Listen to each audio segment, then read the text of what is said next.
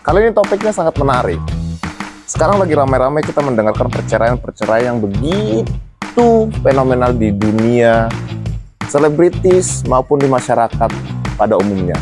Nah, sekarang yang akan kita bahas adalah sebenarnya perceraian itu yang seperti apa sih? Apakah dengan kesepakatan kedua belah pihak tanpa adanya cecok suami dan istri tiba-tiba mereka mengajukan perceraian hanya dengan kesepakatan? Mau tahu jawabannya? Ikutin video ini. Nah, sekarang perceraian yang boleh dilakukan apakah hanya sekedar kesepakatan suami dan istri terus mereka bisa cerai, atau ada hal-hal yang harus dipenuhi untuk melakukan perceraian di pengadilan?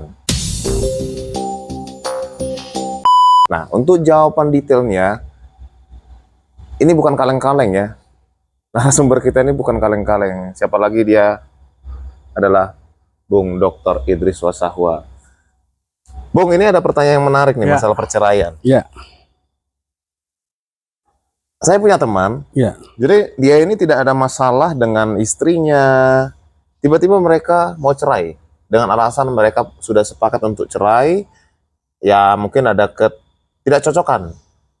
Nah, menurut pandangan Bung Idris, selaku praktisi hukum dan juga akademisi, perceraian itu menurut hukum Islam, nah kebetulan teman saya ini Islam, menurut hukum Islam yang benar-benar itu seperti apa sih? Ya, jadi cerai bagi orang Islam khususnya itu berpedoman pada kompilasi hukum Islam.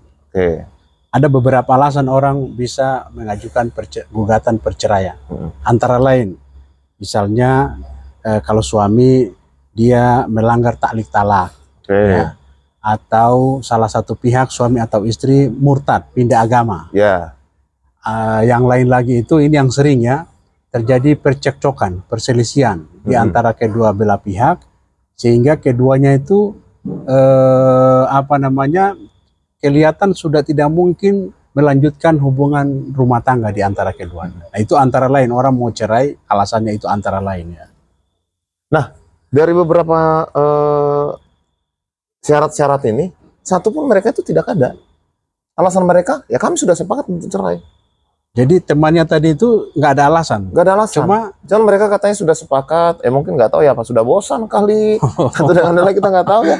Intinya mereka sudah, Bang kami mau cerai, tolong bantu jadi gini, prosesnya gitu. Gini karena konteksnya hukum Islam, doktrinnya sebetulnya perkara perceraian itu kalau di Islam itu sesuatu yang halal tapi dibenci Tuhan.